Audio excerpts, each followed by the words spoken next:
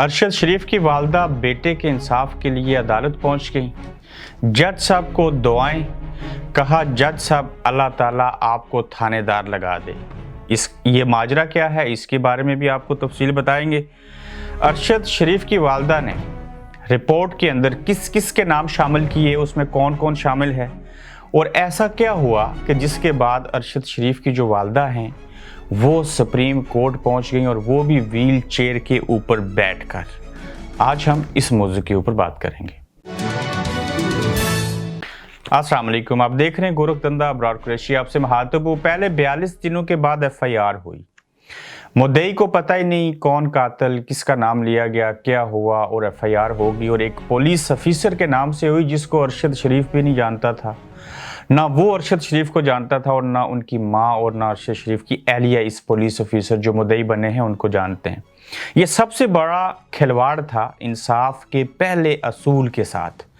पहली तो बात FIR नहीं हो रही थी। FIR हुई भी तो गलत हुई, जिससे ये साबित हुआ कि पाकिस्तान के अंदर अरशद शरीफ को इंसाफ नहीं मिलेगा। मगर उसके बावजूद अरशद शरीफ की बूढ़ी माँ, जो 2 शोहदा की माँ है, जिसके 2 बेटे, एक पाक फौज से और एक सहाफत करते हुए दुनिया से चला गया, उसके इंसाफ के असूल के लिए सुप्रीम कोर्ट व्हील चेयर पे पहुंच गई। काश यहाँ पे हज़रत उमर रज़ियल्लाहु अन्हा होते, उनके दौर में भी ऐसे होता तो शायद वो दौर होता तो ऐसे कभी ना होता। मैं उस मौजू की तरफ नहीं जाना चाहता, मगर एक वाकया सुनाता हूँ। मैंने क्यों कहा कि अरशद शरीफ की वालदा ने जज को दुआएं दी और कहा जज साहब अल्लाह ताला आपको थानेदार बना दे। इस पाकिस्तान के मौजूदा इंसाफ के निज़ाम के ऊपर एक वाकया जो मेरे फादर इन लॉ ने कल जब हमने मौजू डिस्कस किया तो उन्होंने ये मुझे वाकया सुनाया। वो वाकया कुछ ऐसे है कि एक बूढ़ा शख्स होता है, उसका एक फौजदारी मुकदमा बनता है। वो फौजदारी मुकदमे में इंसाफ के असूल के लिए सबसे पहली जो सीढ़ी है वो थाने में जाता है। थानेदार साहब के पास जाता है, FIR दर्ज करवाता है। FIR दर्ज करवाता है तो थानेदार साहब से उसकी बातचीत होती है। बातचीत ये होती है कि बुजुर्गों आप ऐसे करें कि ये जो मामला है इसको यहीं पे बैठ के ना निपटा देते हैं, सुलह करवा लेते हैं, जो भी चीज़ होती है इसको अदालत में नहीं लेके जाएं। बुजुर्ग कहते हैं नहीं, मैं तो इसको अदालत में लेके जाऊंगा, जज्जों से इंसाफ मिलेगा। थानेदार साहब की वो बुजुर्ग बात नहीं मानते। मुकदमा दर्ज हो जाता है। जब वो दर्ज हो गया तो उसके बाद उसकी प्रोसीडिंग होती है और वो कोर्ट में केस चलता है जज साहब के सामने। जज साहब के सामने आप इमेजिन करें कितना अरसा केस चला होगा इंसाफ के असूल के लिए, कितनी बार गए होंगे, कितनी सैकड़ों बार वो अदालत गए होंगे।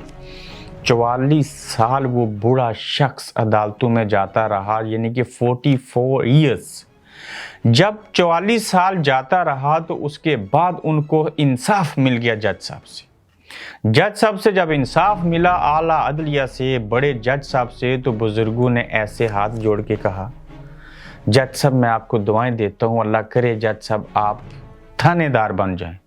जज साहब बड़े हैरत ज़दा हुए और जज साहब ने कहा कि बुजुर्गों आपको इंसाफ मिला है, आप मुझे कैसी दुआएं दे रहे हैं? जज तो थानेदार से बहुत बड़ा होता है, आप तो मुझे जज से थानेदार लगाना चाहते हैं। उन्होंने कहा कि काश मुझे पता होता कि ये मुझे इंसाफ जज इतना बड़ा होता है जिससे 44 सालों के बाद मिलेगा, तो आप जैसे जज से वो थानेदार अच्छा था जिसने मशवरा दिया था अदालतों में नहीं जाना, यहीं पे इंसाफ कर देते हैं तो आज मेरी ज़िंदगी के 44 साल और मेरे सैकड़ों दौरे अदालतों में आप जैसे जजों के सामने करते हुए मैं बच जाता। तो मैंने इसलिए दुआ दी। वो बुजुर्ग तो शरीफ आदमी थे, सादे थे, उन्होंने तो दिल से कहा कि जज साहब अल्लाह करे आप थानेदार लग जाएं तो मेरे इस पाकिस्तान के अंदर, इस्लामी जमहूरिया पाकिस्तान के अंदर, बेनाम इस्लामी जमहूरिया पाकिस्तान के अंदर आला अदलिया ना सिर्फ आज़ाद थी बल्कि इस मुल्क के अंदर इंसाफ नहीं है।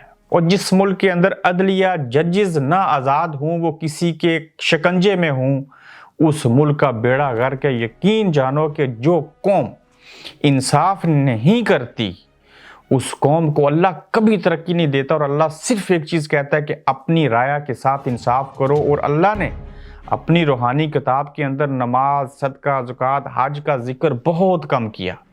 انہوں نے انسانوں کے ساتھ انصاف کرنا، اچھا برتاؤ کرنے کا کہا، اور اچھے اخلاق والے کو جنت کی بشارت دی گئی۔ دین بھی اس لیے پھیلا نعرے لگانے سے نہیں، تلواروں سے نہیں، اچھے اخلاق کی وجہ سے اور انصاف کی وجہ سے۔ یہ برطانیہ کیوں ترقی کرتا ہے؟ میں آج دعوے سے کہتا ہوں، انصاف کرنے کی وجہ سے۔ کیوں؟ انصاف کرنے کے لیے، نیکی کرنے کے لیے کسی مذہب کا ہونا ضروری نہیں ہے۔ یہ آپ لوگ جو مسلح بن بیٹھے ہیں، اس کی تعریف غیر مسلم سے پوچھو۔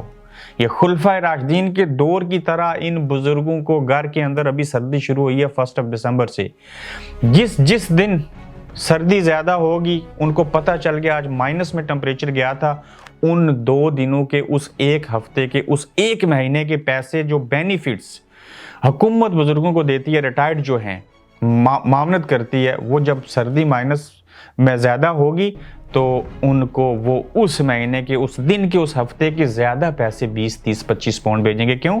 انہوں نے ہیٹنگ جو تھی، گیس کا استعمال جو تھا، زیادہ سردی کی وجہ سے زیادہ کیا ہوگا۔ تو ہمارے ملک کے اندر کیوں یہ واقعہ میں نے آپ کو سنایا کہ اللہ کرے ان جج صاحب کو اللہ تھانے دار لگا دے۔ یہ حقیقت کے اوپر مبنی چیزیں ہیں، اور آپ ارشد شریف کے اوپر 16 FIR تھانے والے کاٹیں۔ وہیں سے اگر اس تھانے دار سے انصاف مل جاتا، اس تفتیشی سے، میں اسی لیے کہتا ہوں ایک SHO، ایک تفتیشی جو ہے وہ سپریم کورٹ کے جج سے زیادہ اہمیت رکھتا ہے۔ کیوں؟ اگر وہ جھوٹی FIR نہ کاٹے، اگر وہ سچ کے اوپر مبنی انویسٹیگیشن کر کے صحیح ثبوت رائٹ ٹائم کے اوپر ود ایویڈنس جمع کرائے تو جج بھی انصاف کر سکتا ہے۔